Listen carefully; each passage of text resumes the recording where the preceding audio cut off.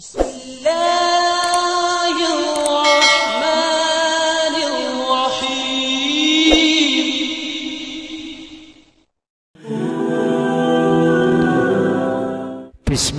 alhamdulillah. Jika video ini muncul di beranda YouTube-mu, ini adalah petunjuk dari Allah kepadamu. Setidaknya sempatkanlah menuliskan sholawat kepada Nabi Muhammad sallallahu alaihi wasallam di kolom komentar. Insya Allah bisa menjadi bukti kecintaan kita untuk mendapatkan syafaat kelak di akhirat.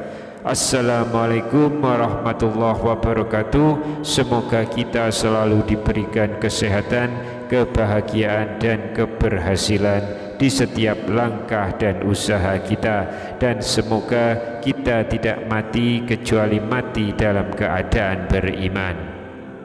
Sahabat beriman yang dirahmati Allah, makhluk jin adalah salah satu makhluk ciptaan Allah yang paling dekat dengan manusia. Jin ini juga memiliki keluarga dan juga mampu beranak pinak layaknya manusia. Begitu pula dalam hal terkait makanan. Dari beberapa ayat di dalam Al-Quran dan juga hadis yang sahih dijelaskan bahwa jin juga membutuhkan makanan. Lantas apa sajakah makanan yang disukai oleh kaum sebangsa jin? Silakan tonton video ini hingga selesai supaya semua informasi yang kami sampaikan bisa diterima secara lengkap supaya tidak gagal paham, insya Allah. Makanan yang disukai jin yang pertama adalah darah. Jin sangat menyukai darah. Apakah itu darah binatang yang disembelih dengan tidak menyebut asma Allah, maupun darah manusia yang disebabkan karena luka dan tidak menyebut nama Allah di saat luka itu terjadi. Selain itu, darah haid dari para kaum wanita pun juga sangat disukai oleh jin.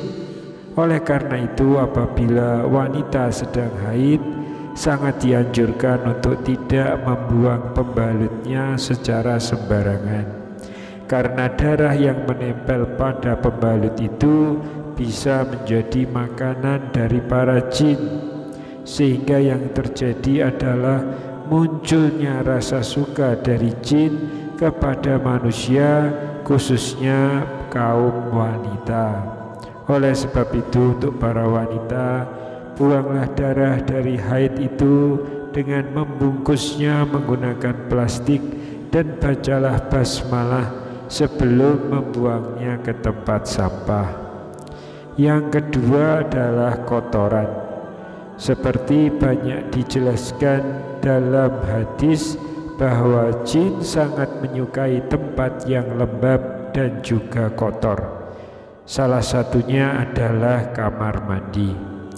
Kamar mandi ini menjadi tempat para jin untuk menemukan makanannya, yaitu yang berupa kotoran.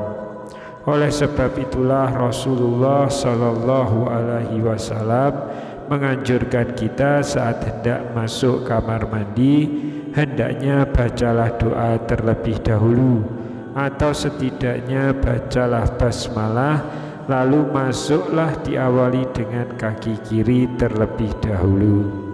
Dari Abu Sa'id Al-Khudri radhiyallahu anhuma bahwa Rasulullah sallallahu alaihi wasallam bersabda, tabir antara pandangan mata jin dengan aurat Bani Adam atau manusia adalah apabila seseorang melepas pakaiannya, dia membaca bismillah. Hadis riwayat Ibnu Adi dan At-Tabrani.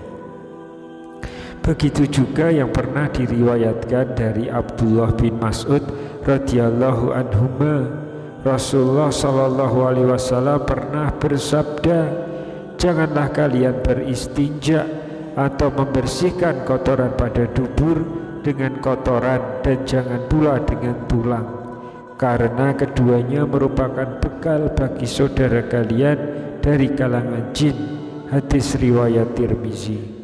Oleh sebab itu usahakan setiap kali kita hendak masuk kamar mandi, setidaknya kita baca basmalah supaya aurat kita tidak terlihat oleh para jin yang menghuni di kamar mandi.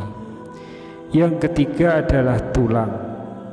Jin dikenal juga sangat menyukai tulang sisa dari makanan kita. Oleh karena itu apabila kita selesai makan daging atau makan ikan yang bertulang, sebaiknya tulang dari makanan tersebut langsung kita buang ke tempat sampah.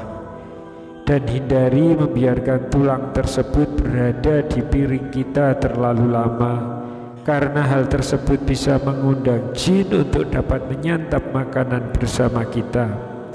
Dari Abu Hurairah radhiyallahu anhu, beliau pernah bercerita bahwasanya ia pernah membawakan kepada Nabi Shallallahu Alaihi Wasallam wadah yang berisi air wudhu dan juga untuk beristinja beliau. Ketika membawa wadah itu, Nabi Shallallahu Alaihi Wasallam bertanya, "Siapa ini?" Lalu dijawab, "Saya, Abu Hurairah." Kemudian Nabi meminta carikan beberapa buah batu untuk aku gunakan bersuci, dan jangan bawakan padaku tulang dan kotoran. Abu Hurairah berkata, kemudian aku mendatangi beliau dengan membawakan beberapa buah batu dengan ujung bajuku, hingga aku meletakkannya di samping beliau dan aku berlalu pergi. Kemudian setelah beliau selesai buang hajat, aku pun menghampiri beliau dan bertanya, "Ada apa dengan tulang dan kotoran?" Beliau bersabda, "Tulang dan kotoran itu merupakan makanan jin. Keduanya termasuk makanan jin. Aku pernah didatangi rombongan utusan jin dari daerah Nasibin, dan mereka sebaik-baiknya jin. Mereka meminta bekal kepadaku, lalu aku berdoa kepada Allah untuk mereka agar setiap kali mereka melewati tulang dan kotoran, mereka mendapatkan makanan padanya." Hadis riwayat Bukhari. Yang keempat, bangkai dan hewan yang disembelih tanpa menyebut nama Allah. Indra penciuman manusia itu sangat sensitif terhadap bau bangkai. Bahkan kadang bagi yang tidak tahan bisa membuat mereka mual, bahkan menjadi tidak selera makan. Namun anehnya, bangkai justru menjadi makanan favorit para jin, apalagi hewan yang disembelih dengan tidak menyebut asma Allah. Ini menjadi keuntungan besar bagi para jin, sehingga apa yang kita makan menjadi kurang berkahnya. Lalu bagaimana kalau kita beli lauk yang kita sendiri tidak tahu proses penyembelihannya? Dalam hal ini para ulama berpendapat, apabila kita tidak tahu penyembelihan hewan tersebut, apakah menyebut nama Allah atau tidak, maka sangatlah dianjurkan ketika dimasak untuk dijadikan lauk, disarankan untuk membaca basmalah terlebih dahulu.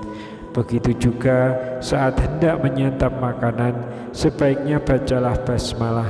Hal ini dilakukan supaya terhindar dari rasa was-was, karena seperti kita ketahui bahwa setan akan selalu meniupkan kepada hati kita rasa was-was akan satu hal.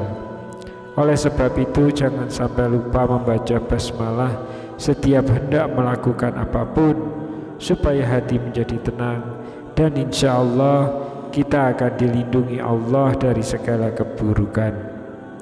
Yang kelima, makanan yang dimakan dengan tangan kiri. Dari Ibnu Umar, ia berkata bahwa Rasulullah Shallallahu Alaihi Wasallam pernah bersabda, "Jika salah seorang di antara kalian makan, makanlah dengan tangan kanannya. Ketika minum, minumlah dengan tangan kanan, karena setan itu makan dan minum dengan tangan kirinya." Hadis riwayat Muslim. Lantas bagaimana dengan orang yang kidal? Dalam hal ini tentu ada pengecualian.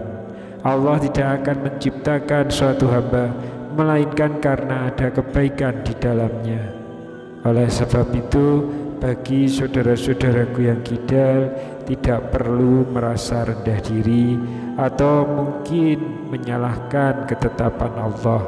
Insya Allah hadis tersebut tidak berlaku jika diterapkan kepada kalian saudara-saudaraku yang kidal, yang memang lebih aktif menggunakan tangan kiri dibandingkan dengan tangan kanannya.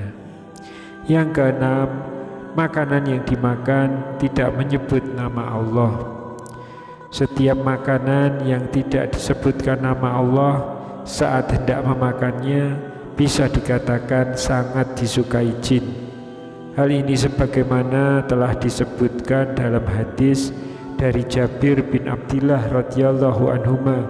Ia berkata, Rasulullah shallallahu alaihi wasallam pernah bersabda, jika salah seorang di antara kalian memasuki rumahnya, lalu ia berzikir pada Allah ketika memasukinya dan ketika hendak makan, maka setan pun berkata pada teman-temannya, sungguh kalian tidak mendapat tempat bermalam dan tidak mendapatkan makan malam. Namun ketika seseorang memasuki rumah dan tidak berzikir pada Allah, setan pun akan berkata pada teman-temannya, akhirnya kalian mendapatkan tempat bermalam. Jika ia tidak menyebut nama Allah ketika makan, setan pun berkata pada teman-temannya, kalian akhirnya mendapatkan tempat bermalam dan juga makan malam. Hadis riwayat Muslim. Dalam hadis lain juga diriwayatkan dari Umayyah bin Mihsan radhiyallahu anhuma yang berkata bahwa Rasulullah shallallahu alaihi wasallam pernah bersabda, Nabi shallallahu alaihi wasallam pernah duduk dan saat itu ada seseorang yang makan tanpa membaca basmalah hingga makanannya tersisa satu suapan. Ketika ia mengangkat suapan tersebut ke mulutnya, ia mengucapkan Bismillah awalahu wa akhiru, yang artinya dengan nama Allah pada awal dan akhirnya. Melihat hal tersebut, Nabi Shallallahu Alaihi Wasallam pun tertawa dan beliau bersabda, setan terus makan bersamanya hingga ketika ia menyebut nama Allah atau Bismillah, setan memuntahkan apa yang ada di perutnya. Hadis riwayat Ahmad dan Abu Daud. Sahabat yang dirahmati Allah setiap waktunya, mulai sekarang dan seterusnya, mari biasakan diri kita untuk selalu membaca basmalah ketika hendak makan atau hendak melakukan aktivitas apapun. Wallahu a'lam bishawab. Demikian yang bisa saya bagikan pada kesempatan kali ini. Semoga pembahasan ini dapat memberikan manfaat untuk kita semua. Amin ya rabbal alamin. Wassalamualaikum warahmatullahi wabarakatuh.